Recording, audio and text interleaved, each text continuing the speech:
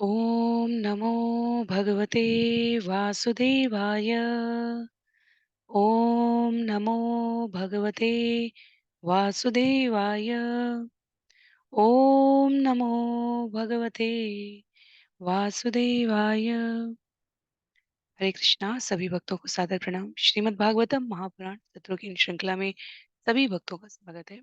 हम सभी यहाँ पर 18,000 श्लोकों वाले वेद व्यास जी द्वारा रचित श्रीमद् भागवतम को अंतर्राष्ट्रीय कृष्ण भावनामृत संघ के संस्थापक आचार्य कृष्ण कृपामूर्ति श्री श्रीमद् अभय चरणारविंद भक्ति वेदांत स्वामी शिल प्रभुपाद के द्वारा लिखित पुस्तकों के मार्गदर्शन में भक्तों के संग पर यहाँ श्रवण करने का प्रयास कर रहे हैं। जैसा कि सत्रों का प्रारूप है, वर्तमान विषय वस्तु का संक्षिप्त अवलोकन, तत्पश्चात मंगलाचरण और उसके बाद एक एक श्लोक का अनुवाद, श्लोक का वाचन और शिल प्रभुपाद द्वारा लिखित तात्पर्य से भक्तों के संग में हम उस विषय को यहाँ पर मनन करने का अभ्यास करते हैं। आज के सत्र की विषय वस्तु स्कंद 7 अध्याय 4 भाग 2 है, जहाँ पर हम सभी ब्रह्मांड में हिरण्यकशिपु का आतंक इस अध्याय को श्रवण और पठन कर रहे हैं। यदि श्लोकों की संख्या के संदर्भ में बात करें तो स्कंद 7, मैं स्क्रीन शेयर करती हूँ।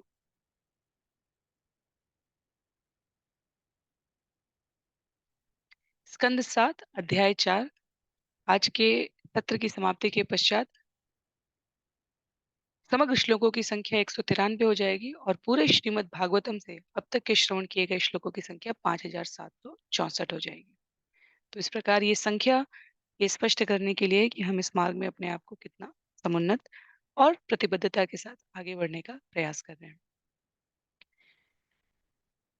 स्कंद 7 आरंभ होता है महाराज परीक्षित के इस प्रश्न के साथ कि क्या भगवान पक्षपात करते हैं, क्या देवताओं को थोड़ा अधिक और असुरों को थोड़ा कम भगवान का स्नेह, भगवान की करुणा, भगवान का ममत्व प्राप्त होता है। उसके उत्तर में सुखदेव गोस्वामी ने उनको स्पष्ट किया कि जीव प्रकृति के साथ जितना आबद्ध रहता है, गुणों में संलिप्त रहता है, उसको भगवत भक्ति, भगवत कृपा, भगवत स्नेह का उतना कम अनुभव होता है। कहने का अभिप्राय ये है कि सत रज और तम में स्वयं को अभिषिक्त किए हुए प्राणी आध्यात्मिक चेतना का जीवन में स्वाभाविक रूप से संग कम कर देते हैं और उसके परिणाम स्वरूप जो मिट्टी का घड़ा सीधा या उल्टा पात्र की पात्रता के अनुपात में उसे भगवत कृपा का अनुभव होता है। तो वर्षा समस्त स्थानों पर समान होगी, पर जो पात्र उल्टा रखा है वो उस जल का संचय उतना नहीं कर पाएगा। देखा जाए तो बिल्कुल नहीं कर पाएगा आकार के अनुपात में, यदि देखा जाए तो इसलिए देवता स्वभाव से भगवान को स्वयं का सुहृदय हितैषी मानते हैं। देवत्व दैवीय प्रकृति वाले जीवों की ये स्वाभाविक वृत्ति हमें दिखेगी और असुरों की भगवान से द्वेष करने की प्रवृत्ति दिखेगी। और इसीलिए हमें आगे के अध्यायों में पता चला कि किस प्रकार असुर राज हिरण्यकशिपु अध्याय 2 में अपने भाई हिरण्याक्ष की वाराह अवतार भगवान के वाराह स्वरूप से वध के पश्चात अपनी माता दिति और वृषभानु को समझाते हुए आत्मा और शरीर का अंतर स्पष्ट करते हुए सभी नायकों को, संबंधियों को, परिजनों को, सैनिकों को यत्र तत्र सर्वत्र ब्रह्मांड में सभी शुभ क्रियाओं को समाप्त करने की, रोकने की, विध्वंस करने की आज्ञा दे देते हैं। दान, तप, तपस्या, योग, धारणा, व्रत, नियम, संयम जो कुछ भी किया जा रहा हो उसे समाप्त कर दो, ऐसा असुरराज हिरण्यकशिपु ने आदेश दिया। उसके पश्चात अध्याय 3 में हिरण्यकशिपु की अमर बनने की योजना में उन्होंने जो स्वार्थी मनुष्य का स्वभाव होता है, आसुरी वृत्ति के मनुष्यों में ये सर्वाधिक परिलक्षित होगा। वो स्वयं का जो हित करेंगे, उनका ही अहित करने से संकोच नहीं करते। तो हिरण्यकशिपु ब्रह्मा जी के वर की प्राप्ति की अभिलाषा से घोर तपस्या कर रहा है और परिणाम में क्या चाहता है, ब्रह्मा जी से भी ऊपर ब्रह्मा जी अमर नहीं है, उन्होंने कहा, पर हिरण्यकशिपु इस प्रकार के उद्यम कर रहा है, इस प्रकार के समीकरण बना रहा है, इस प्रकार के वर प्राप्त करने की अभिलाषा से अति भीषण कठिन तपस्या कर रहा है, जिससे कि जिसने ये सृष्टि बनाई है, उसके उस सृष्टि के कोड को, उस समीकरण को मैं ध्वस्त कर सकूं और कभी नष्ट ना हो सके। तो अमर बनने की योजना थी वो। और अध्याय 4 में ब्रह्मा जी से वो वर प्राप्त करने के पश्चात ब्रह्मांड में हिरण्यकशिपु का आतंक हम सभी श्रवण करें। तो किस प्रकार देवता बंदी बना लिए गए हैं, किस प्रकार कहीं भी किसी भी धार्मिक वैदिक क्रियाओं का संपादन नहीं किया जा सकता, क्योंकि सभी स्थानों पर हिरण्यकशिपु के आतंक से या तो बलपूर्वक बंद कर दिया गया है, या लोगों ने स्वेच्छा से धीरे धीरे इसका त्याग कर दिया। और यही वो स्थिति होती है, परित्राणाय साधुनाय विनाशाय च दुष्कृताम। तब भगवान स्वयं को प्रकट करते हैं। तो अभी भगवान देवताओं ने भगवान से प्रार्थना की और भगवान ने कहा है, मैं निश्चित समय अवधि पर आपको इस भय से मुक्त कर दूंगा। वहां तक हम सभी ने श्रवण किया था। मंगलाचरण करते हैं, उसके पश्चात हम लोग आज के सत्र को श्रवण करेंगे। नारायणं नमस्कृत्य नरं चैव नरोत्तमं देवीं सरस्वतीं व्यासं ततो जयम् उदीरयेत्। शृण्वतां स्वकथा कृष्ण पुण्यश्रवणकीर्तन यद्यन्तस्तो यभद्राणि विधुनोति सुयत्स्यतां। नष्टप्रायेषु भद्रेषु नित्यं भागवत सेवया भगवत्युत्तमश्लोके भक्तिर्भवति नैष्ठिकी। ॐ अज्ञानतिमिरान्धस्य ज्ञानाञ्जनशलाकया चक्षुन्मीलितं येन तस्मै श्रीगुरुवे नमः। मूकं करोति वाचालं पङ्गुं लङ्घयते गिरिं यत्कृपातमहं वन्दे परमानन्दमाधवं। वाञ्छाकल्पतरुभ्यश्च कृपासिन्धुभ्य एव च पतितानां पावनेभ्यो वैष्णवेभ्यो नमो नमः। जय श्री कृष्ण चैतन्य प्रभु नित्यानंद श्री अद्वैत गदाधर श्रीवासादि गौर भक्तवृंद। हरे कृष्ण कृष्ण कृष्ण हरे हरे, हरे राम राम राम हरे हरे। हरे कृष्ण कृष्ण कृष्ण हरे हरे, हरे राम राम राम हरे हरे।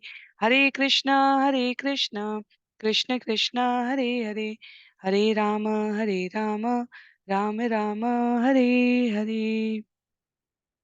हरे कृष्णा। तो पुनः सभी भक्तों को सादर प्रणाम। सत्र 366 में हम सभी यहाँ पर स्कंद 7 अध्याय 4 भाग 2 श्लोक संख्या 26-27 से विषय को आगे श्रवण करने का प्रयास करेंगे।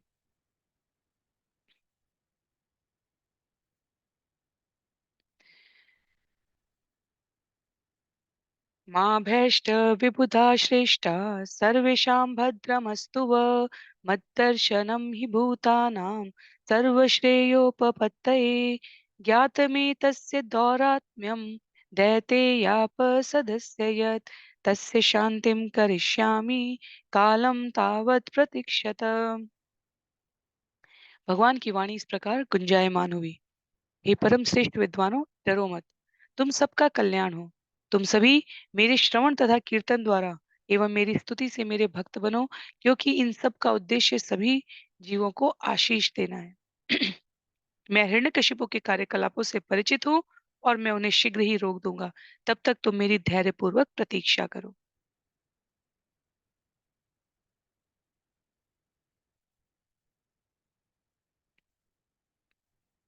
भगवान के द्वारा कहे गए शब्द या भगवान के द्वारा की जाने वाली लीला या भगवान के गुणों का वर्णन जो शास्त्रों में किया गया है, ये कभी भी केवल उस विशेष देश काल के लोगों के लिए पालन करने योग्य बिंदु नहीं होते, श्रवण करने योग्य बिंदु नहीं होते। ये देश काल और परिस्थिति से परे होते हैं।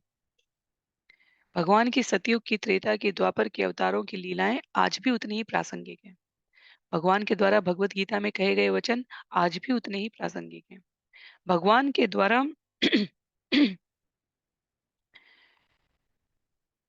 जो स्वयं उनके गुण, उनके स्वभाव, उनके व्यक्तित्व के विभिन्न आयामों के बारे में आचार्यों द्वारा ब्रह्मांड के जिस भी कोने में जो कुछ भी लिखित, अभिव्यक्ति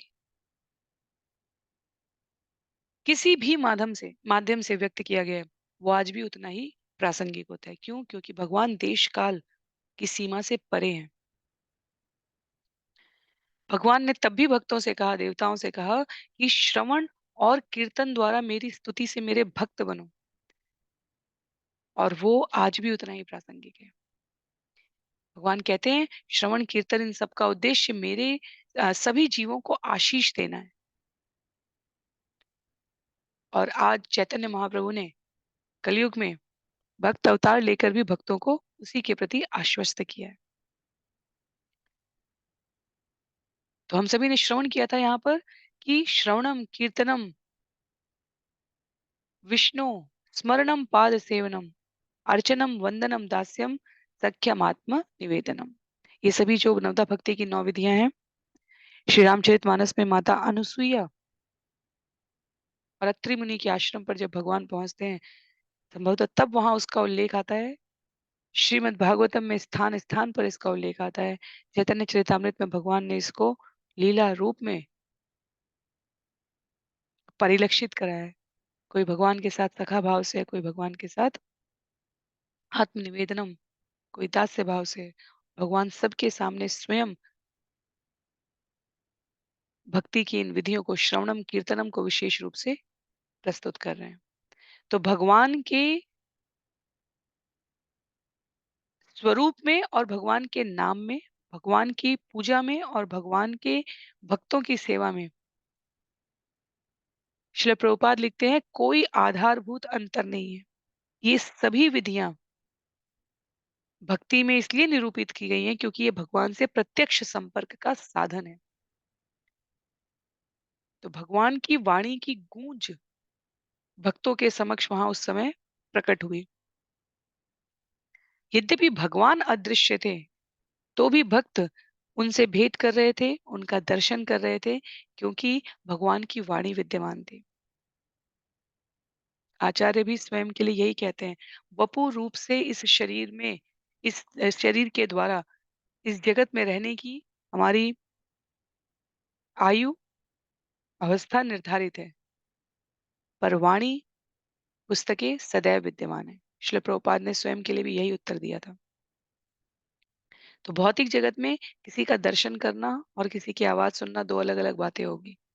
और आध्यात्मिक जगत के लिए भगवान का दर्शन, उनकी स्तुति, उनकी दिव्य वाणी सुनने में कोई अंतर नहीं है। इसलिए भगवान के शुद्ध भक्त भगवान की महिमा का गायन करके ही पूर्ण रूपेण प्रसन्न हो जाते हैं। और ऐसा जो महिमा गायन है उसे कुछ और नहीं, जाप या कीर्तन ही कहते हैं, जिसमें हरे कृष्ण ध्वनि के वाचन और श्रवण से जीव भगवान का प्रत्यक्ष दर्शन प्राप्त करता है। तो जब जीव इस स्थिति का अनुभव कर सकता है, तभी वो भगवान के कार्यकलापों की परम प्रकृति को समझने में सक्षम हो सकता है। आगे श्लोक संख्या 27 में, यदा देवेषु वेदेषु गोषु विप्रेषु साधुषु धर्मे मयि च विद्वेष स वा आशु विनश्यति। जब कोई व्यक्ति भगवान के प्रतिनिधि देवताओं, समस्त ज्ञान के दाता वेदों, गायों, ब्राह्मणों, वैष्णवों, धार्मिक सिद्धांतों तथा अंततः मुझ भगवान से ईर्ष्या करता है, तो वह तथा उसकी सभ्यता दोनों अविलंब नष्ट हो जाएगी। ये सिर्फ समय की बात होती है। कई बार हमें लगता है इस भौतिक जगत में भी कि आसुरी प्रवृत्ति वाले व्यक्ति बहुत फल फूल रहे हैं। ऐसी भौतिक सभ्यता में लिप्त समाज, व्यक्ति, संस्थाएं बहुत प्रगति कर रही हैं। पर वास्तव में प्रकृति की संरचना ही है ये कि ऐसे लोग, ऐसी संस्थाएं, ऐसा समाज समयांतर पर स्वयं अपने कृत्यों द्वारा ही नष्ट हो जाता है। उस धैर्य की अभूतपूर्व आवश्यकता होती है भक्तों को, जिसमें वो इस प्रतिकूल परिस्थिति जन्य वातावरण में स्वयं को साध सकें भगवत भक्ति में। अन्यथा भौतिक सभ्यताएं, जहां वेद, गाय, ब्राह्मण, वैष्णव, धार्मिक सिद्धांत और भगवान का सम्मान नहीं होता, निश्चित रूप से नष्ट होती रही हैं, आगे भी होंगी। और भगवान यहाँ पर कह रहे हैं, जो शेष रह जाता है वो केवल भगवान के सिद्धांत, दर्शन, मूल्य, उनके बताए गए वचनों का पालन करने वाले जीवों का व्यवहार, आचरण और कथाएं, ये शेष रह जाती हैं। श्लोक संख्या 28 में, निर्वैराय प्रशांताय स्वसुताय महात्मने प्रहलादाय यदा दोह्येत हनिष्येपि वरोर्जितम। जब हिरण्यकशिपु अपने ही पुत्र परम भक्त प्रहलाद को सताएगा, जो अत्यंत शांत, गंभीर तथा शत्रु रहित है, तो मैं ब्रह्मा के समस्त वरों के होते हुए भी उसका तुरंत ही वध कर दूंगा। बहुत सारी बातें हैं यहाँ पर जो हमें स्मरण रखनी चाहिए, जो स्मरण करने योग्य हैं।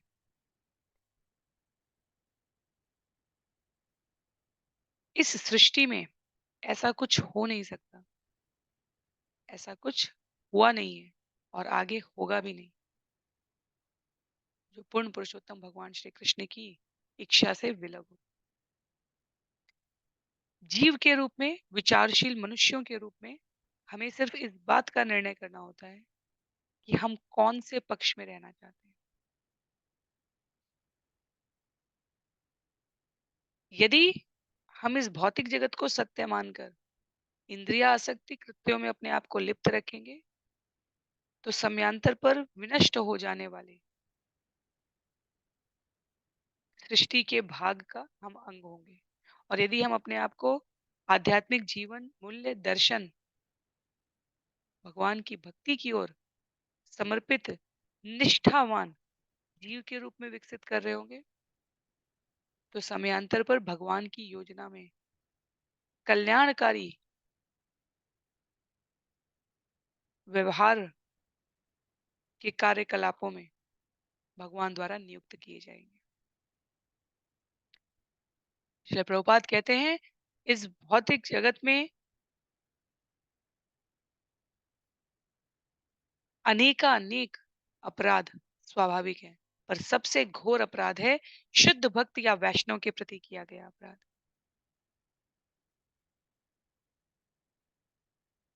यदि कोई किसी वैष्णव के चरण कमल के प्रति अपराधी होता है, तो उसके अपराध उसके समस्त पुण्य कर्मों का उच्छेद कर देते हैं। अतः मनुष्य को विशेष सतर्क रहना होता है कि वैष्णव अपराध ना हो। भगवान कितने सुस्पष्ट शब्दों में अभिव्यक्त कर रहे हैं। भले हिरण्यकशिपु को ब्रह्मा जी से वरदान प्राप्त है, और वरदानों का समीकरण ऐसा है, अंदर ना मरूं, बाहर ना मरूं, मनुष्य से ना मरूं, पशु से ना मरूं, किसी अस्त्र से ना मरूं, किसी शस्त्र से ना मरूं, दिन में ना मरूं, रात में ना मरूं। आपके ब्रह्मांड में बनाए गए, आपके द्वारा सृजित किसी जीव से ना मरूं। और भगवान कहते हैं कि इन सारे वरदानों के समीकरण के बाद भी जैसे ही वो अपने पुत्र प्रहलाद महाराज के चरण कमलों पर अपराध करेगा, उसके सारे वरदान विनष्ट हो जाएंगे।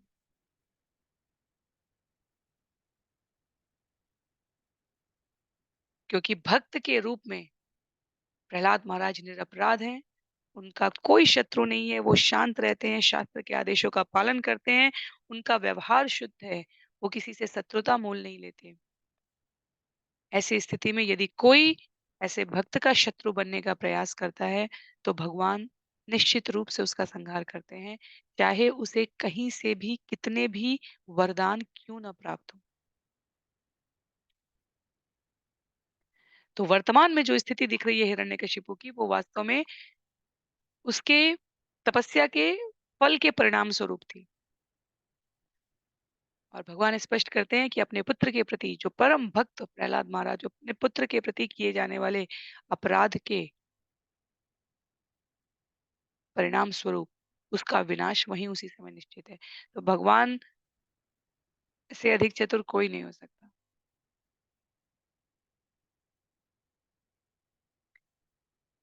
भगवान ने ये सूत्र दिया है कि सब कुछ होते हुए भी यदि कोई किसी वैष्णव के चरण कमलों पर अपराध करता है तो वह विनष्ट हो जाता है। इसका अर्थ ये नहीं है कि हम सभी को अपने आप को हम तो परम वैष्णव हैं, हमारे साथ जो भी कोई कुछ करेगा भगवान उसका नाश कर देगा। भक्त वास्तव में कभी नहीं सोचता कि वो परम भक्त है। ये एक प्रक्रिया है, ये एक विधि है, ये एक स्तर है। जो जितना बड़ा भक्त होता जाता है वो अपने आप को उतना अयोग्य समझता जाता है। क्यों? क्योंकि वो जितना-जितना भगवान के अभूतपूर्व गुणों, लीलाओं और कृत्यों में अपने आप को अनुरक्त करता जाता है, उतना वो अपने आप को विनम्र भाव में अवस्थित करता जाता है। ये एक अनुभव की बात है। हमारे समस्त आचार्य, चाहे वो हरिदास ठाकुर हो, जब हम लोग सुबह और शाम को हरिनाम चिंतामणि पढ़ते हैं, प्रत्येक अध्याय के आरंभ में और समाप्ति में हरिदास ठाकुर भगवान के सामने इतनी विनीत अवस्था में, मैं तो इतना बड़ा पापी हूँ, मैं तो ऐसा हूँ, इस प्रकार की बातें लिखते हैं। और कई अल्प बुद्धि लोग इस जगत में उन श्लोकों को, उन भावों को ये कहते हुए व्यक्त करते हैं कि जो स्वयं इतना बड़ा अपराधी है, इतना बड़ा अ, अभक्त है, वो हमें क्या भक्ति सिखाएगा? वास्तव में वो उनकी विनीत अवस्था का फल होता है।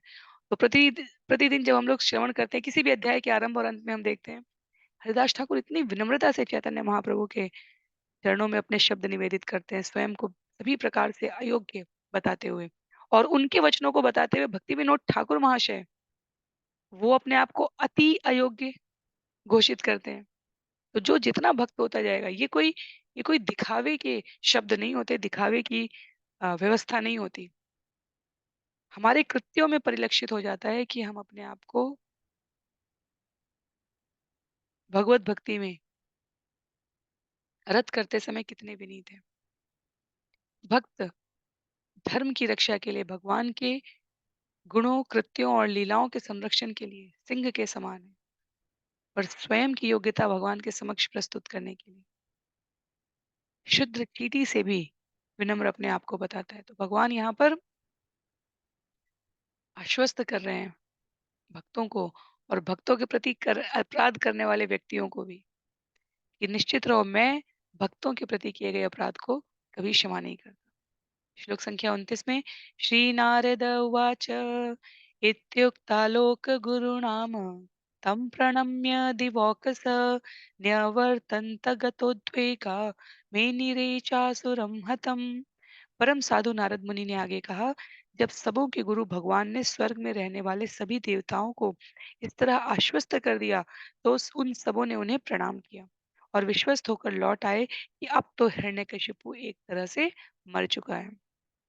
तो जब वर्तमान में हम किसी अप्रिय अवस्था में होते हैं, हमारे अनुकूल परिस्थितियां नहीं होती हैं और उस समय कहीं से कोई एक आशा की किरण दिखे और बताए कि ये जो अवस्था है ये सिर्फ कुछ दिनों की बात है, अमुक तिथि में, अमुक महीने में, अमुक वर्ष में, इतने समय के पश्चात आपके जीवन में ये सब अशुभता समाप्त हो जाएगी।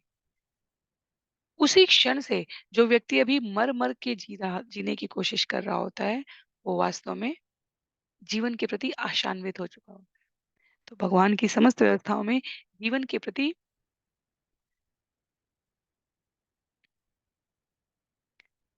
आशावान दृष्टिकोण रखना होता है और भक्ति हमें स्वाभाविक रूप से आशावान बनाती है।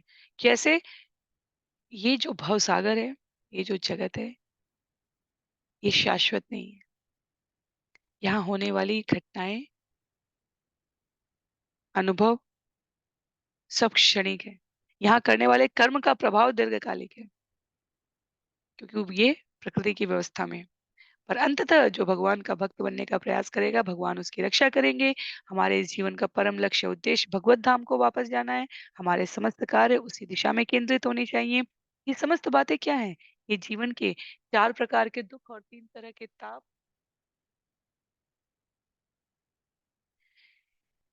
ये भगवत भक्ति में लगे रहने वाले जीवों को प्रताड़ित नहीं कर सकते। ये ये सारी पंक्तियाँ क्या है? जीवन में आशा का संचार करती हैं। तो जिस क्षण नारद मुनि कह रहे हैं कि देवताओं ने ये सुना, भगवान ने उन्हें आश्वस्त किया, उसी क्षण वो निश्चिंत हो गए कि अब यहाँ से तो हिरण्यकशिपु का अवसान का क्रम आरंभ हो रहा है, क्योंकि भगवान ने आश्वस्त कर दिया है। आगे श्लोक संख्या 30 में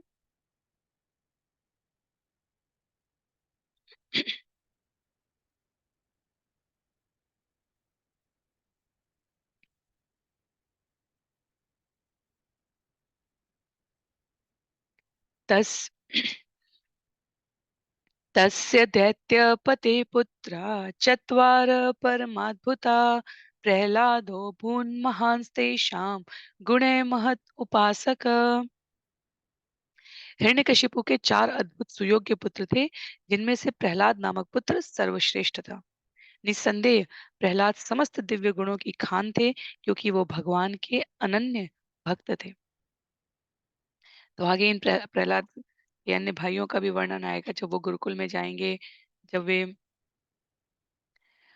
अनेकों प्रकार की क्रियाविधि और गतिविधियों के बारे में संवाद करेंगे, प्रहलाद के गुरु से, शुक्राचार्य के पुत्रों से, स्वयं के अन्य पुत्रों से, तब वो सब विस्तार से आएगा। यहाँ पर परिचय के लिए नारद मुनि बता रहे हैं कि 4 अद्भुत सुयोग्य पुत्रों में प्रहलाद श्रेष्ठ थे। वो समस्त दिव्य गुणों की खान थे, क्योंकि वे भगवान के अनन्य भक्त थे। भगवत गीता अध्याय 12 में भी भगवान कहते हैं, भक्त बनने के प्रयास में भक्त के जीवन में सभी सद्गुण आ जाते हैं। अनेकानेक गुणों से युक्त व्यक्ति भगवत भक्ति में अनुरक्त है, ऐसा नहीं कहा जा सकता। पर जो भगवत भक्त है, उसके जीवन में अनेकानेक गुण आ जाते हैं, इसमें कोई संशय नहीं है। तात्पर्य में श्रील प्रभुपाद कहते हैं,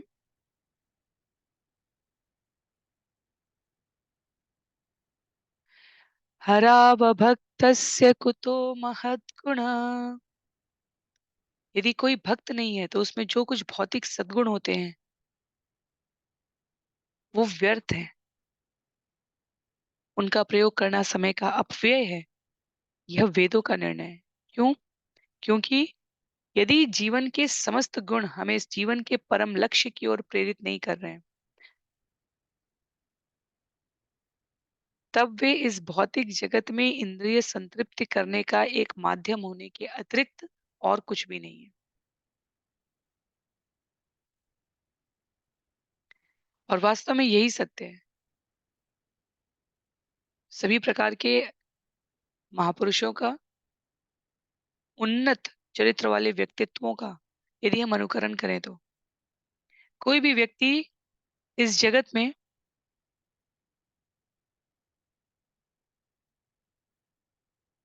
अपने भौतिक धन की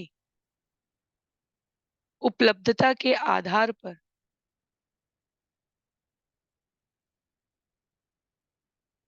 भगवान के द्वारा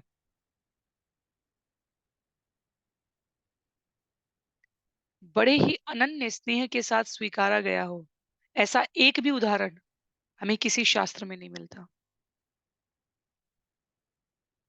बहुत अधिक धन के कारण, बहुत अधिक स्वरूपवान होने के कारण, बहुत अधिक सामर्थ्यवान होने के कारण, बहुत यश पद प्रतिष्ठा के द्वारा, ऐसी एक भी कथा किसी भी, ना केवल सनातन धर्म में अपितु अन्य मान्यताओं में, अन्य संस्कृतियों में भी, जो तथाकथित रूप से जिस संस्कृति के जो देवता हुए हैं, जो महान व्यक्तित्व हुए हों, इन ऐश्वर्यों के कारण कोई कभी भगवान के समक्ष पूजित नहीं हुआ, स्तुत्य नहीं हुआ। नरसिंह मेहता के पास इसी भौतिक जगत में, इसी कलयुग में, जब तक बहुत धन था, तब तक वो इस वजह से भगवान के प्रिय नहीं थे। जब समस्त धन, भौतिक ऐश्वर्य, सौभाग्य से विहीन हो गए, तब भी भगवान की भक्ति के कारण वो भगवान के लिए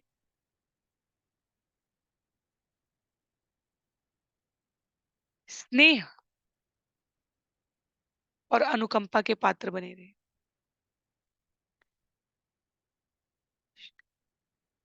आगे के श्लोकों में नारद मुनि व्यक्त करते हुए कह रहे हैं, ब्रह्मण्यशील संपन्न सत्यसंधो जितेन्द्रिय आत्मवत् सर्वभूतानां एकम अप्रिय सुहृत्तम दासवत्सन्नार्याम्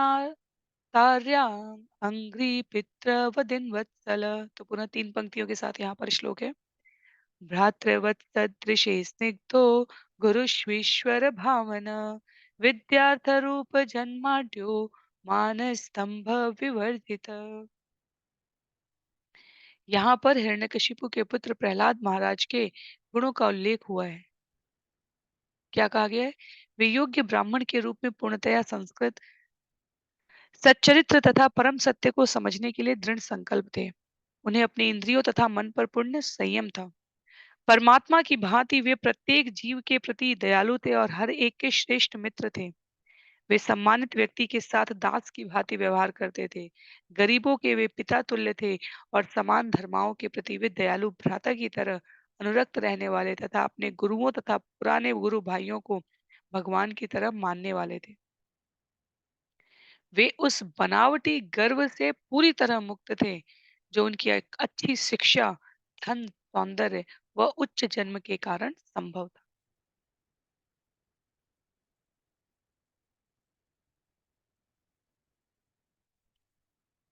जिसकी हम सभी अभी चर्चा कर रहे हैं। नारद मुनि युधिष्ठिर महाराज के माध्यम से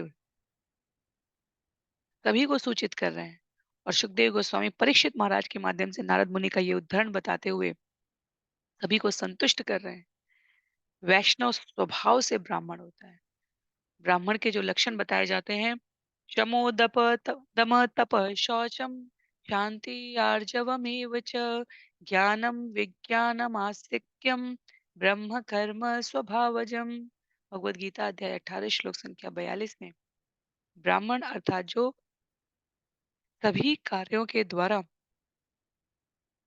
पठन और पाठन की विशेष क्रियाओं में अभिरक्त होते हुए प्राणी मात्र को मार्गदर्शन देने के लिए जीवन के उच्चतम मूल्यों के प्रति स्वयं को आकर्षित करने का हम प्रयास करें, इसकी प्रेरणा देते हुए अपना जीवन यापन करता है, उसे ब्राह्मण कहा गया। जन्मना जातिगत श्रेष्ठता के आधार पर नहीं, अपितु गुण कर्म और स्वभाव के द्वारा। तो जो वैष्णव के कुछ कतिपय गुण हैं उसको यहाँ पे उल्लेखित किया गया।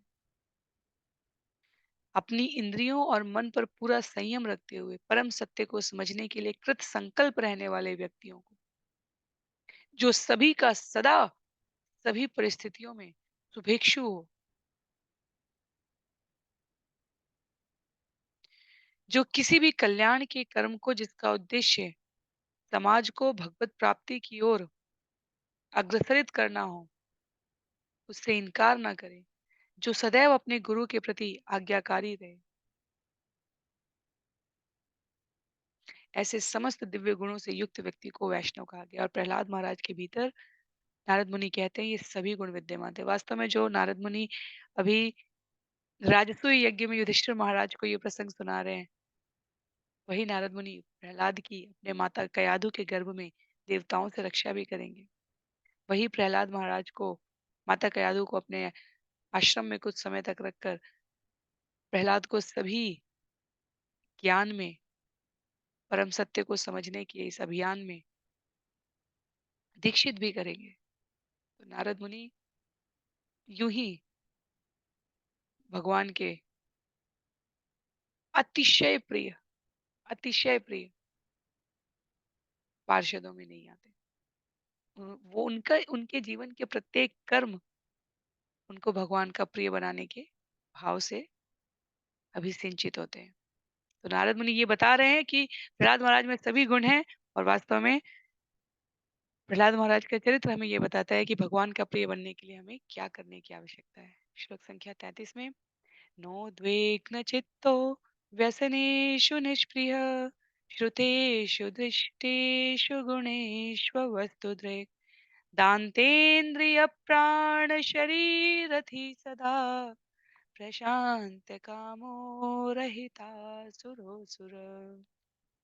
यद्यपि प्रहलाद महाराज का जन्म असुर वंश में हुआ था, किंतु वे स्वयं असुर न होकर भगवान विष्णु के परम भक्त थे।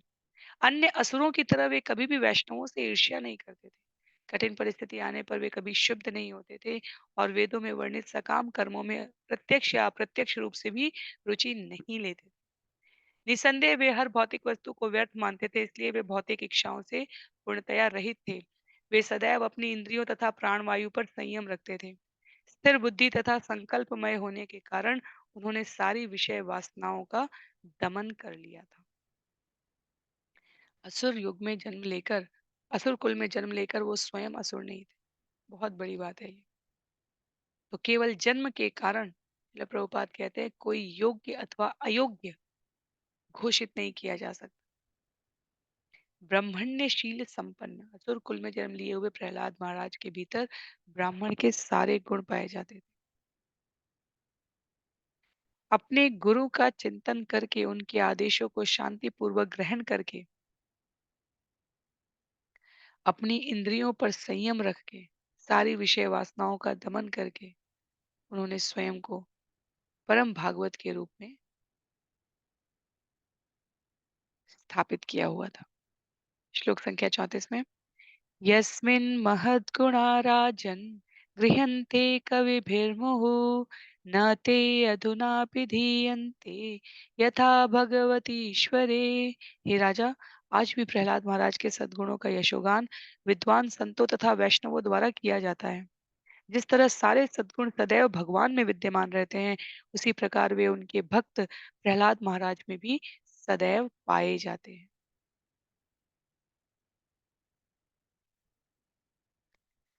सबसे पहली पंक्ति में श्रील प्रभुपाद तात्पर्य में लिखते हैं यहाँ पर प्रामाणिक शास्त्रों से पता चलता है कि प्रहलाद महाराज अब भी वैकुंठ के साथ साथ इसी भौतिक जगत में रहते हैं। तो एक साथ विभिन्न स्थानों में उपस्थित रहने का दिव्य गुण भी भगवान की योग्यता है। गोलोक एव निवसत्य खिलात्म भूता। ब्रह्म संहिता का एक एक श्लोक वास्तव में हमें भगवान के दिव्य कृतित्वों में, गुणों में, लीलाओं में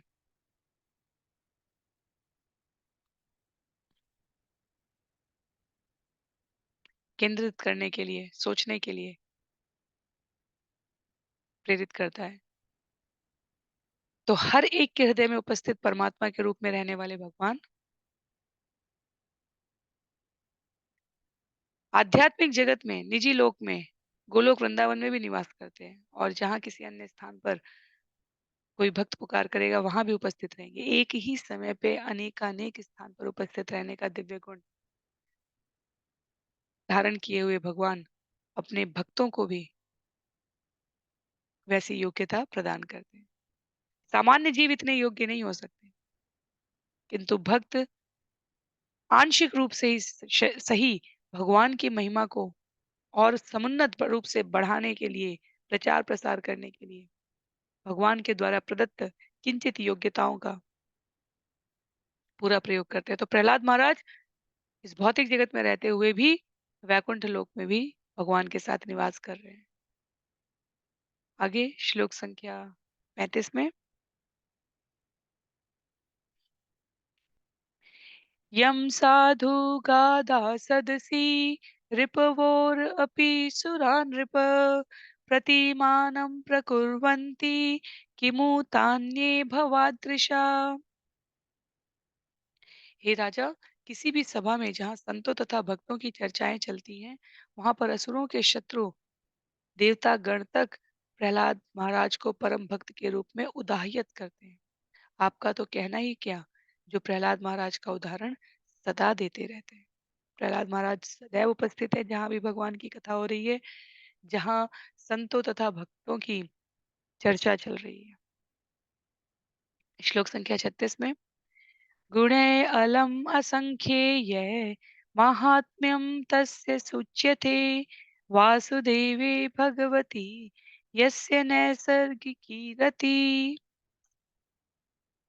भला ऐसा कौन है जो प्रहलाद महाराज के असंख्य दिव्य गुणों के नाम गिना सके। उनको वासुदेव भगवान श्री कृष्ण में अविचल श्रद्धा एवं अनन्य भक्ति, भगवान कृष्ण के प्रति उनकी अनुरक्ति अपनी पूर्व भक्ति के कारण स्वाभाविक थी।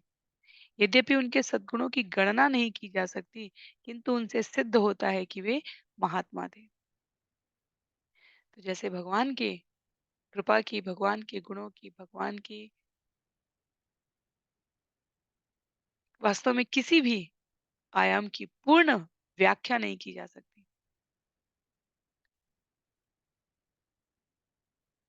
अनंत शेष के रूप में भगवान का जो विस्तार स्वरूप है, उनके लिए कहा जाता है कि अनंत शेष अनंत मुखों से अनंत वर्षों तक यदि भगवान की महिमा का गायन करें, तो भी वो संभव नहीं है। तो श्रील प्रभुपाद कहते हैं, उसी प्रकार भगवान के भक्तों की, उनके सद्गुणों की, उनकी कीर्ति की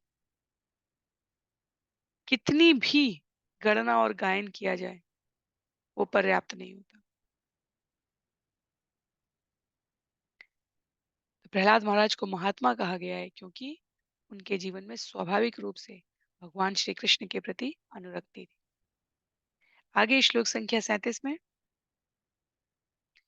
न्यस्तक्रीणनक बालो जडवत्तन्मनस्तया कृष्ण ग्रह गृहीतात्मा न वेद जगदीदृशम्। अपने बाल्यकाल के आरंभ से ही प्रहलाद महाराज को बालकों के खेलकूद में अरुचि थी। निसंदेह उन्होंने उन सब का परित्याग कर दिया था और कृष्ण भावनामृत में पूर्णतया लीन होकर शांत तथा जड़ बने रहते थे।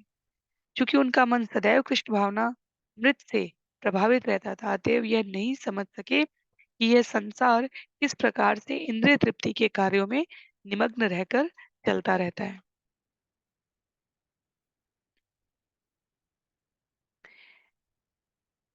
एक प्रकार के स्वाद वाले भोज्य पदार्थों को यदि हम एक साथ रख के खाएं,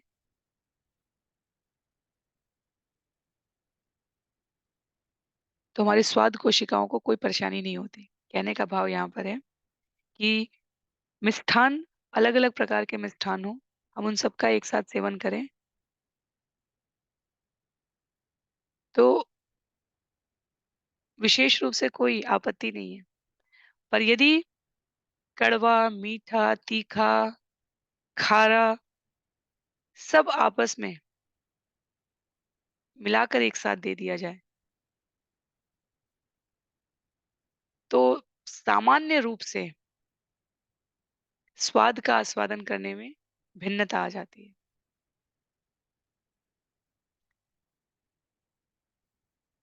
लोकोक्ति के अनुसार भी कहते हैं, एक प्रकार के पंख वाले पक्षी एक साथ उड़ते हैं। कौवे और चिड़िया का झुंड नहीं होता, बाज और गिद्ध का झुंड नहीं होता। हम जिस प्रकार का स्वभाव रखते हैं या जिस प्रकार का स्वभाव रखने की चाह रखते हैं, अंततः हमारी संगति वैसी ही बनती है। लोकोक्तियां वास्तव में हमें जीवन के व्यवहार का दर्शन समझने के लिए बहुत ही प्रभावी और सशक्त माध्यम।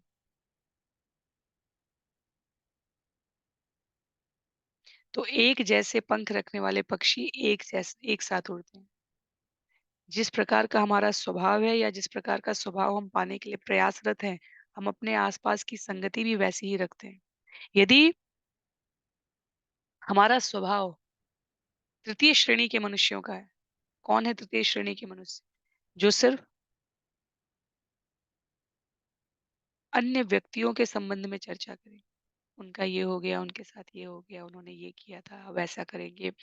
उनके अ, उनके परिवार में फिर उनके और परिवार में फिर उनके विस्तृत परिवार की केवल जो व्यक्तियों की बातें करते हैं, वो तृतीय श्रेणी के मनुष्य कहे जाते हैं।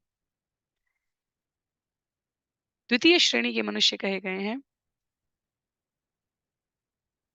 जो व्यक्ति विशेष की चर्चा ना करके उसके जीवन में हुई घटना से जो बिंदु सार ग्रहण रूप में स्वीकार किए जाने योग्य हो। किसी घटना जिसे केस स्टडी कहते हैं। व्यक्ति विशेष का नाम न लेकर इस प्रकार के कार्यों को किए जाने वाले लोग की घटनाओं के अनुभव को, जो विचारों की चर्चा करते हैं, उन्हें द्वितीय श्रेणी का कहा गया है। प्रथम श्रेणी के जीव कहे गए हैं, जो इस भौतिक जगत में अपने आप को किंचित मात्र भी आसक्त ना करते हुए, ये जीवन क्यों चल रहा है, हमारे जीवन का उद्देश्य क्या है, अन्य प्राणियों के कल्याण का माध्यम क्या है, जो कम से कम सत्व के स्तर से वार्ता आरंभ करते हैं और शुद्ध की ओर अग्रसरित होते हैं, वो प्रथम श्रेणी के मनुष्य कहे गए हैं। तो जो व्यक्ति चर्चा करते हैं वो तृतीय श्रेणी है। जो घटनाओं की परिणाम कारणों पर चर्चा करते हैं, द्वितीय श्रेणी के मनुष्य कहे गए। और प्रथम श्रेणी के मनुष्य कहे हैं, जो घटनाओं के स्रोत की चर्चा करते हैं। कैसे ये सृष्टि बनी, किसने बनाई, किस प्रकार के कृत्यों के द्वारा किन प्रकार के व्यक्तियों को, जिन्हें पॉलिसी मेकर्स हम कहते हैं, जो घटनाओं से प्राप्त अनुभवों को वापस सिस्टम में डालकर मूल स्रोत तक पहुंचने का प्रयास करते हैं।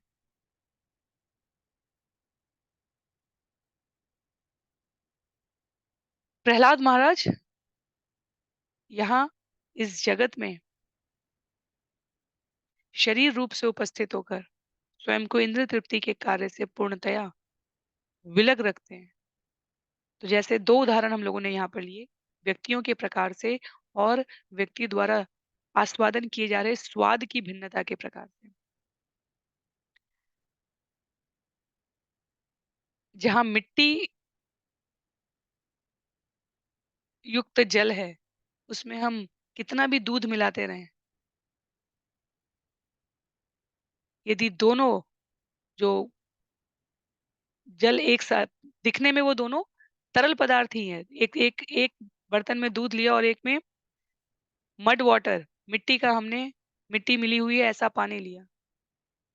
किसी को भी किसी में मिलाने पर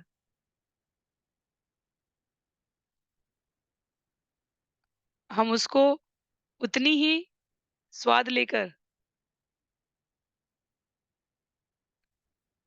अनुभव नहीं कर पाएँगे।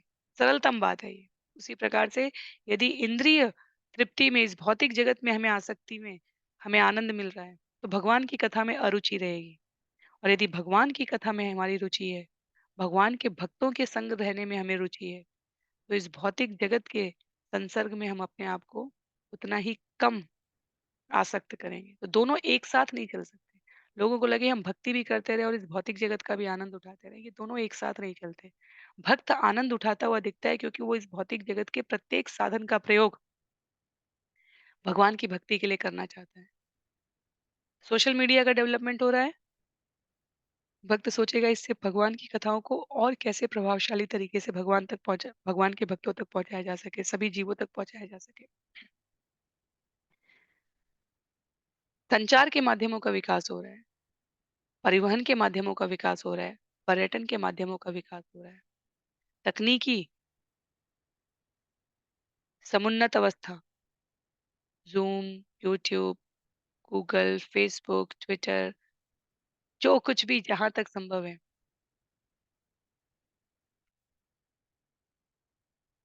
भक्त प्रत्येक भौतिक साधन में, माध्यम में भगवान के प्रचार प्रसार का अवसर ढूँढने की कोशिश करते हैं। और जो इंद्रिय तृप्ति में लगे हुए लोग हैं, वो भगवान की कथा में, भक्तों की सभाओं में, नाम जप में, संकीर्तन में, विशेष तिथि उत्सव के आयोजन में, सब जगह पे अपनी भौतिक तृप्ति ढूँढने का प्रयास करते हैं। जैसे कुंभ के मेले के उदाहरण को देखा जाए, जो भाव से कुंभ का स्नान करने के लिए आते हैं, उनके लिए ना जलवायु की कोई अप्रासंगिकता है, कितना पानी ठंडा है, कितना मौसम गर्म है, ठंडा है, जो कुछ भी है, ये सब उनके लिए द्वितीय स्तर की बात है। पहला स्तर ये है कि हमें स्नान करना है। टेंट की व्यवस्था नहीं है, मार्ग कच्चा है, क्योंकि वहाँ भाव की प्रधानता है, वहाँ अपने आप को स्नान करने की जो दिव्यता उन्होंने श्रवण की है, कुंभ महिमा का वर्णन सुना है, उसमें उनकी रुचि है। तो वो भौतिक प्रतिकूल परिस्थितियों को अपनी आध्यात्मिक चेतना के ऊपर हावी नहीं होने देते। पर उसी कुंभ के मेले में जिनकी रुचि मार्केटिंग की है, अपने प्रोडक्ट को कंपनियों की जो रुचि है, वो उस आध्यात्मिक गतिविधि में भौतिक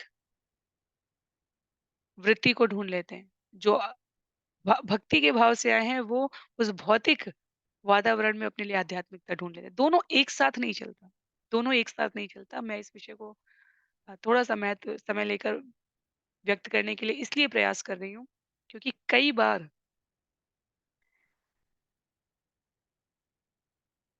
भक्तों की भौतिक अवस्था को देखकर, अरे! वो 16 माला जाप करते हैं, इसलिए उनके जीवन में सब कुछ सही चल रहा है।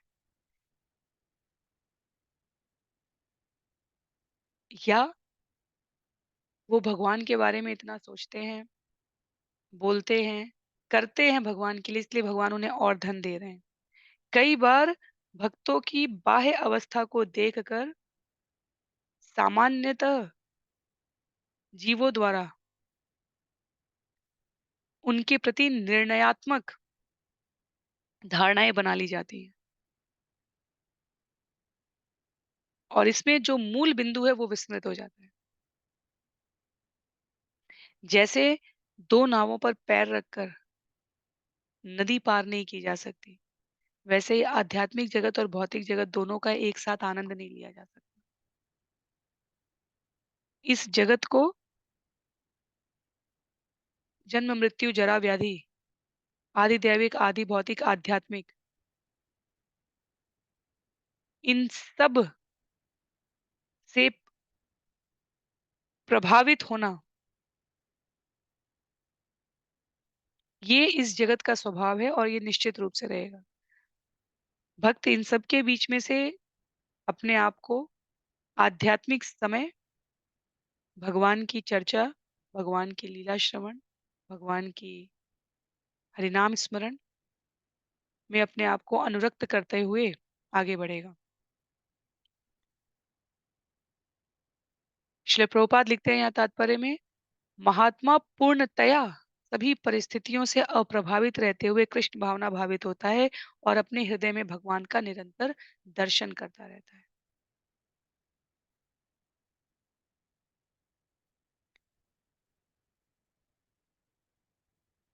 प्रहलाद महाराज के लिए श्रील प्रभुपाद लिखते हैं, जिस प्रकार एक भौतिकतावादी सदैव भौतिक लाभ के विचार में खोया रहता है, प्रहलाद महाराज जैसा महाभागवत सदैव कृष्ण के विचारों में निमग्न रहता है। तो हमें हम सबके मस्तिष्क में स्पष्टता रहनी चाहिए। भक्त के लिए इसलिए कहा जाता है समस्याएं समाप्त नहीं हो जाती हैं, उसके जीवन से दुविधाएं समाप्त हो जाती हैं। क्या करना है और क्या नहीं करना है की स्पष्टता अंतःस्थल में उपस्थित परमात्मा सदैव उद्भूत अवस्था में, ऐसा नहीं कि किसी समय भक्त भूल जाए कि उसे क्या करना है और क्या नहीं करना है। भक्त को सदैव पता होता है, खाना, सोना, उठना, व्यक्तियों से परिचय करना, उनके साथ समय बिताना, सभी समय भक्त सावधान रहता है कि वो अपने समय का सदुपयोग करे या दुरुपयोग करे। और ये कोई अकस्मात हुई जीवन व्यवस्था नहीं होती है। ये क्रमिक अभ्यास के द्वारा विकसित किया जाता है और उसका आरंभ होता है हरिनाम जप से। जब हम अपने हरिनाम जाप के प्रति निष्ठावान हैं, तब क्रमशः हमारे जीवन में वो अवस्था प्रस्फुटित होने लगती है साधक के जीवन में। जब वो अपने समय के प्रति, अपने कार्यों के प्रति, अपने विचारों के प्रति एक मत, एक गति में निष्ठावान होकर लगा। श्लोक संख्या 38 में, आसीन पर्यटन अश्नन शयान प्रपिबन ब्रुवन नानुसंधन्ते एतानि गोविंद परिरंभित। प्रहलाद महाराज सदैव कृष्ण के विचारों में लीन रहते थे। इस प्रकार भगवान द्वारा आलिंगित उन्हें यह पता भी नहीं चल पाता था कि उनकी शारीरिक अवस्थाएं यथा बैठना, चलना, खाना, सोना, पीना तथा बोलना किस तरह स्वतः संपन्न होती थी। तो जैसे यहाँ पर उदाहरण दिया गया, जैसे एक नवजात शिशु है, माता द्वारा लालन-पालन किए जाने पर उसे पता भी नहीं चलता कि उसके शरीर की आवश्यकताएँ कैसे पूरी हो रही हैं। दूसरा उदाहरण हम लोग देते हैं, नवजात शिशु को पहाड़ की चोटी पर भी हम ये नहीं कह सकते कि वो अभिव्यक्त नहीं कर पा रहा है। भगवान ने अभिव्यक्ति की क्षमता सभी को दी है। यदि हम एक चींटी को भी पकड़ने जाएँगे तो उसे भी अपने इंद्रियों से पता है कि भागना है। हम चींटी चल रही है, उसे फूँक मारेंगे, तो उसे पता है कि उसे वहीं रुक जाना है, कस के वो पकड़ लेती है उस स्थान को। तो वो जैसे ही लगे कि अभी असावधान हुई है, तो हम लोग फूँक मार के उसे हटाते हैं। अभिव्यक्ति भगवान ने समस्त चर जी जितनी भी चर अवस्था वाले जीव हैं, सबको दी है। पेड़-पौधों में भी अभिव्यक्ति होती है, हम सभी को पता है। तो ऐसा नहीं है कि शिशु का उदाहरण देने का अभिप्राय यहाँ पर है कि शिशु बोल नहीं सकता, नहीं, अभिव्यक्ति होती है। अगर उसको सोने की अनुकूल परिस्थिति ना मिले, तो माता-पिता को नींद आने लग जाएगी पर शिशु नहीं सोता है। अगर उसको नहीं खाना है, तो आप कितना भी खिलाते रहिए, वो नहीं खाएगा। तो हम ये नहीं कह सकते कि स्वतः पालन किया जा रहा है तो जीव को पता जीव जीव उसको अनुभव नहीं कर रहा है। उसी प्रकार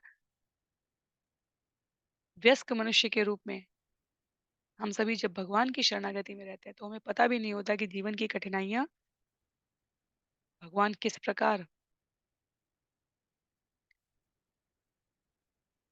रक्षित करते हुए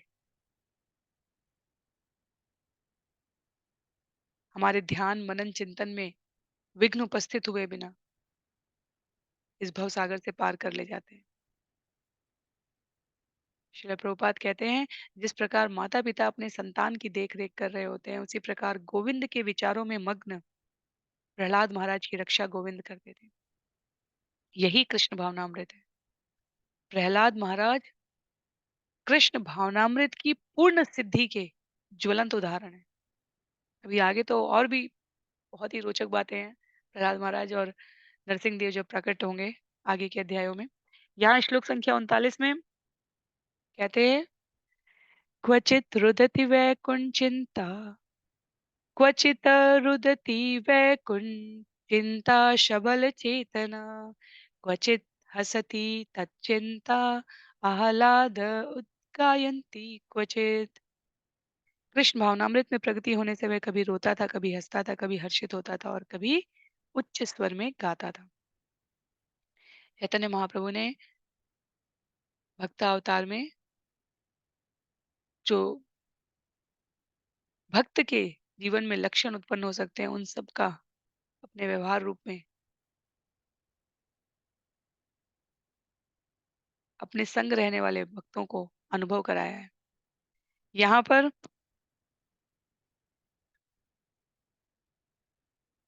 प्रहलाद महाराज के जीवन से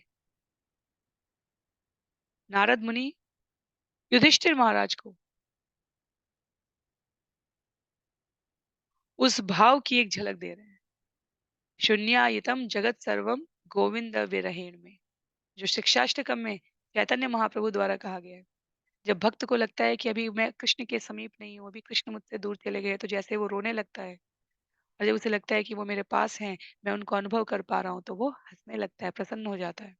तो जैसे बच्चे को लगता है कि माँ उसके साथ खेल रही है, तो वो प्रसन्न रहता है और जैसे ही लगा कि माँ दूर चली गई और वो उसे बुलाना चाहता है, तो वो अपनी अप्रसन्नता रोने के स्वर में, चिल्लाने के स्वर में दिखाने लगता है। भक्ति रसामृत सिंधु का जब हम अध्ययन करते हैं, तो हमें इन सारे भावों का पता चलता है और भक्त के कार्यकलाप में ये दृष्टिगोचर होते हैं। आगे श्लोक संख्या 40 में नदति क्वचित् उत्कण्ठो विलज्जो नृत्यति क्वचित् क्वचित् भावनया युक्त तन्मयो अनुचकारः। कभी भगवान का दर्शन करके प्रहलाद महाराज पूर्ण उत्सुकतावश जोर से पुकारने लगते। कभी कभी वे प्रसन्नतावश अपनी लज्जा खो बैठते और हर्ष के भावावेश में नाचने लगते। कभी कभी कृष्ण के भावों में विभोर होकर वे भगवान से एकाकार होने का अनुभव करते और उनकी लीलाओं का अनुकरण करते। तो इंद्रिय आसक्ति और भगवान का स्मरण एक साथ नहीं हो सकता। जो भगवान के स्मरण में अपने आप को आप्लावित कर चुका है, वो इन अनेकानेक भावों के द्वारा उनकी सामीप्य होने का अनुभव करना चाहता है। तो प्रहलाद महाराज कभी जब उन्हें लगता है कि भगवान दूर हैं, तो वे रोने लग रहे हैं। कभी उन्हें शांत कराने के लिए जैसे माता को दूर से आते हुए देखता है बच्चा, वैसे प्रहलाद महाराज को लगता है। तो अपने चारों ओर की स्थिति की परवाह ना करते हुए प्रहलाद महाराज हर्षित हो जाते थे। और माता को लगता, कभी वो रोने लगते तो माता को लगता है कि मैं आ रही हूँ, मत रो, क्योंकि उन्हें लगता है कि वो सामान्य मनुष्य की तरह व्यवहार कर रहे हैं, सामान्य जीव की तरह व्यवहार कर रहे हैं।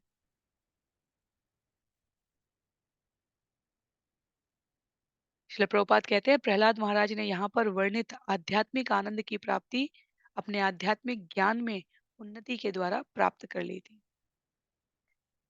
श्लोक संख्या 41 में क्वचित उत्पुल्लक तूष्णीम आस्ते संस्पर्श निवृत अस्पंद प्रणयानंद सलीला मिलितेक्षण। कभी कभी भगवान के कर कमलों का स्पर्श अनुभव करके वे आध्यात्मिक रूप से प्रसन्न होते और मौन बने रहते। उनके शरीर के रोंगटे खड़े हो जाते और भगवान के प्रेम के कारण उनके अर्ध निमीलित नेत्रों से अश्रु ढुलकने लगते।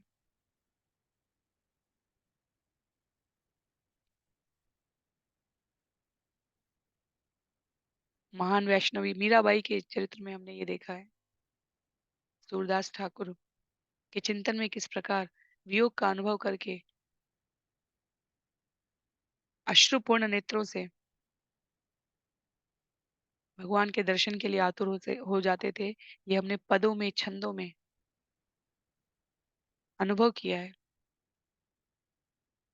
चैतन्य महाप्रभु शिक्षाष्टकम में कहते हैं, योगायितं निमिषेण चक्षुषा प्रावृषायितं।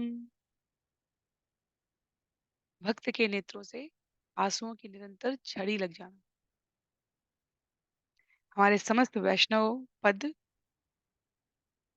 के भाव में आचार्यों ने कहा है कि भक्त का सबसे मूल्यवान धन भगवान के विरह में, भगवान की स्मृति में, भगवान के संग उनकी सेवा करने की चाह में उसके नेत्रों से गिरने वाले आंसू हैं।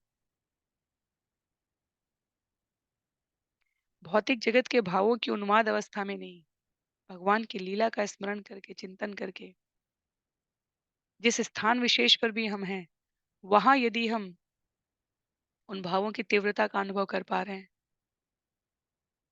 तो वो शुद्ध भक्तिमय आनंद लक्षण है भगवत भक्ति में अग्रसरित होने का। कोई देख के ये कहे, अरे ये तो भगवान की कथा सुनते ही रोने लगते हैं, इनके ये ये भावों की तीव्रता हमारे कार्यों में भी लक्षित दृष्टिगोचर होनी चाहिए। एक क्षण भगवान की कथा सुनकर या भगवान की कथा सुन के भी नहीं, पता नहीं, भगवान की कथा में बैठे हुए अश्रुपात हो रहा और दूसरे ही क्षण भगवान की कथा से निकलते ही हम अनेक प्रकार के अशोभनीय कृत्यों में स्वयं को लिप्त पाएं, तो हमें अपने आप को भ्रमित करने की आवश्यकता नहीं है कि हम साधक हो गए, या अन्य किसी को देखकर हमें ये निर्णय लेने की आवश्यकता नहीं है। एक भक्त और भगवान के मध्य का संबंध केवल उन दोनों के बीच ज्ञात होता है, इसलिए भक्त सभी का सुहृदय हितैषी रहता है। श्लोक संख्या 42 में स उत्तम श्लोक पदारविन्द्यो निर्शेषवया किञ्चन संगलब्ध्या। स उत्तम श्लोक पदारविन्द्यो निषेवयाङ्किञ्चन सङ्गलब्ध्या तन्वन् परां निवृत्तिमात्मनो मुहुः दुसंगदीनस्य मनः शमं व्यधात्। पूर्ण अनन्य भक्तों की संगति के कारण जिन्हें भौतिकता से कुछ भी लेना देना नहीं था, प्रहलाद महाराज निरंतर भगवान के चरण कमलों की सेवा में लगे रहते थे। जब वे पूर्ण आनंद में होते तो उनके शारीरिक लक्षणों को देखकर आध्यात्मिक ज्ञान से विहीन व्यक्ति भी शुद्ध हो जाते थे। दूसरे शब्दों में प्रहलाद महाराज उन्हें दिव्य आनंद प्रदान करते थे। चैतन्य महाप्रभु के लिए कहा था जब वो जंगलों से निकलते थे तो उस समय शेर, चीते, बाघ जैसे हिंसक पशु भी अत्यंत विनीत होकर उनके द्वारा उच्च स्वर में गाया जाने वाला हरे कृष्ण महामंत्र का प्रति उत्तर में निनाद करते थे। प्रहलाद महाराज भी कभी हिरण्यकशिपु की प्रताड़ना से विचलित नहीं हो रहे हैं, अपितु भगवान के प्रेम में आत्म विभोर अवस्था में थे और उनके द्वारा ऐसी अवस्था व्यक्त करने पर जो नास्तिक कुल में जन्मे असुर राक्षस थे वो भी अपने आप को प्रभावित पाते थे। तो एक तरीके से वो हिरण्यकशिपु द्वारा किए जाने वाले अत्याचार करते प्रहलाद महाराज के ऊपर, पर प्रहलाद महाराज के द्वारा दिखाए जा रहे उन्नत आत्म विभोर शारीरिक लक्षणों से वो स्वयं भी अपने आप को, वो सैनिक, वो राक्षस, वो असुर प्रभावित पाते थे। श्लोक संख्या 43 में तस्मिन् महाभागवते महाभागे महात्मनि हिरण्यकशिपुराजन् अकरोत अघमात्मजे। हे राजा युधिष्ठिर, उस असुर हिरण्यकशिपु ने इस महान भाग्यशाली भक्त प्रहलाद को सताया था, यद्यपि वह उसका निजी पुत्र था। तो कई बार जो व्यक्ति होते हैं जो बहुत जिन्हें लगता है कि भौतिक सुख, इंद्रिय तृप्ति में बहुत आनंद है, वो वास्तव में इस स्वार्थपरता में इतने दुर्मांद हो जाते हैं, इतने अपने आप को वो स्वार्थ प्रवृत्ति से घिरा हुआ पाते हैं कि अपने लाभ के लिए वो अपने निकटतम परिजनों का अहित करने पर भी संकोच नहीं करते। जैसे कंस माता देवकी को मारने के लिए चल पड़े, हिरण्यकशिपु यहाँ पर अपने पुत्र को ही मारने चल पड़े, केवल इसलिए क्योंकि पुत्र की रुचि भगवान का भक्त बनने में थी। तो हिरण्यकशिपु अपने महानतम भक्त पुत्र प्रहलाद महाराज को जैसे जैसे प्रताड़ित करने लगा वैसे वैसे उसका ऐश्वर्य क्षीण होने लगा। भगवान ने स्पष्ट कहा है जो मेरे भक्तों के प्रति अपराध करता है उसको सारा पुण्य एक तरफ और भक्त के प्रति किया गया अपराध एक तरफ। यहाँ तात्पर्य में श्रील प्रभुपाद कहते हैं जो व्यक्ति किसी शुद्ध भक्त को सताता है वह अपनी सारी तपस्या तथा पुण्य कर्म के फल को खो देता है और हिरण्यकशिपु उसी मार्ग पर बढ़ चुके थे। श्लोक संख्या 44 में युधिष्ठिर महाराज कहते हैं श्री युधिष्ठिर उवाच देवर्ष एततीक्षामो वेदितुं तव सुव्रत यदात्मजाय शुद्धाय पिता दात्साधवे ह्यगम्।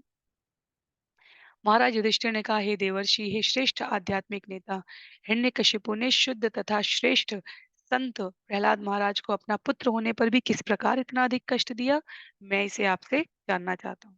ये वास्तव में हमारे आगे के अध्यायों की भूमिका है, इसलिए आचार्य इसको अगले अध्याय में व्यक्त करने जाएंगे और यहाँ से इस श्लोकों के वर्गीकरण।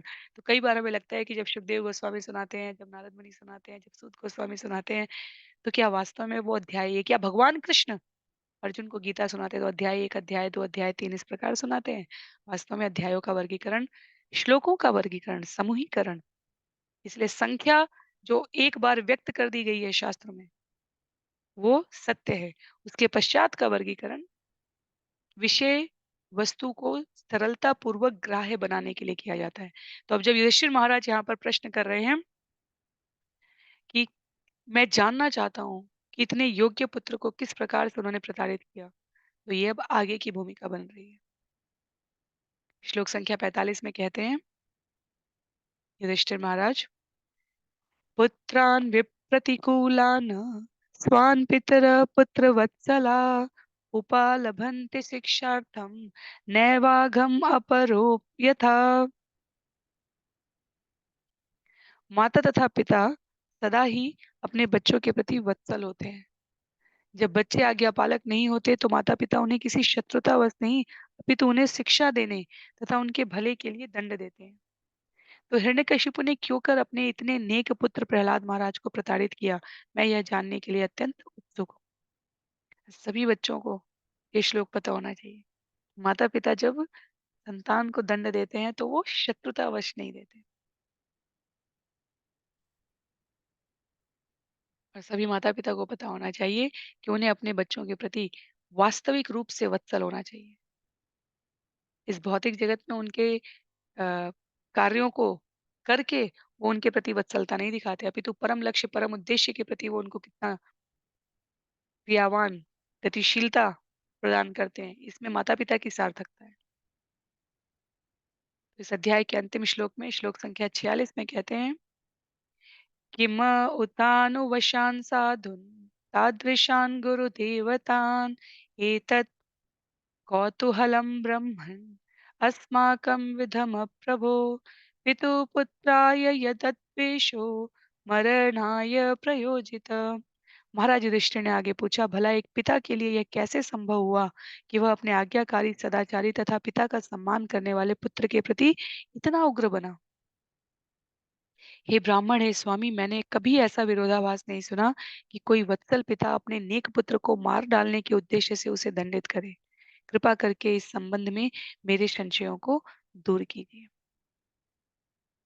और श्रील प्रभुपाद कहते हैं तात्पर्य में, मानव समाज के इतिहास में विरला ही कोई वात्सल्य युक्त पिता होगा जो अपने नेक तथा भक्त पुत्र को दंडित देगा। तो इसलिए युधिष्ठिर महाराज नारद मुनि से अपने इस संशय को दूर करना चाहते हैं और इसी के साथ भूमिका बनती है स्कंद 7 के अगले अध्याय, अध्याय 5 की, हिरण्यकशिपु का साधु पुत्र प्रहलाद। तो उसे हम लोग अगले सत्र में करेंगे। यहाँ पर श्रीमद् भागवतम के सप्तम स्कंद के अंतर्गत ब्रह्मांड में हिरण्यकशिपु का आतंक नामक चौथे अध्याय के भक्ति वेदांत तात्पर्य पूर्ण होते हैं। श्रील प्रभुपाद की जय, श्रील गुरुदेव की जय, अनंत कोटि वैष्णव वृंद की जय, श्रीमद् भागवतम महापुराण की जय। हरे कृष्ण।